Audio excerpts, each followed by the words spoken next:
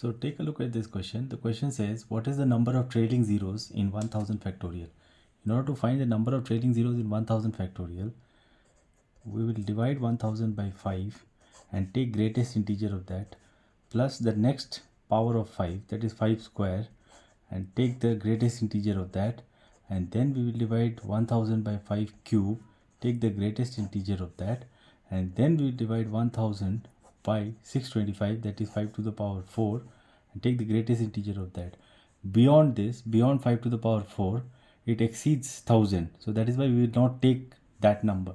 So here what will be 1000 divided by 5? It will be 200, and greatest 200, and greatest integer of 200 will be 200 itself, plus 1000 divided by 25. Here 1000 divided by 25 will be equal to 40, plus 1000 divided by 125 will be equal to 8, plus 1000 divided by 625 is equal to 1.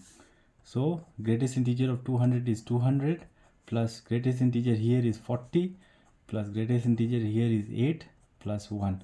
So this is totally equal to 248 plus 1, 249. Hence this is your correct answer. I'll just tell you a little about greatest integer function. Actually, the greatest integer function means the greatest integer equal to or less than that number. Let's say for example 2.1. We have to find out the greatest integer of 2.1. Here the greatest integer will be 2. If the number is like, let's say 3.4, here the greatest integer will be 3.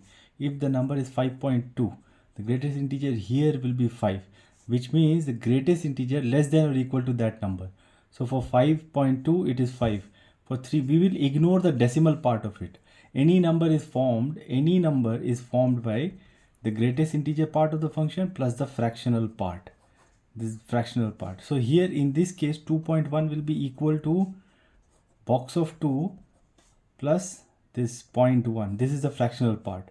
This is how 2.1 has been formed. So box of 2 is 2. Box, we refer to greatest integer function as box. So box of 2 is equal to 2 plus the fractional part, that is 0.1, and that gives you 2.1. Here it will be box of 3 plus fractional part 0.4. Here it will be box of 5 plus fractional part 0.2. So this is how we will get the number 3.4. This is how we will get the number 5.2. Hope you have understood the solution. Thank you.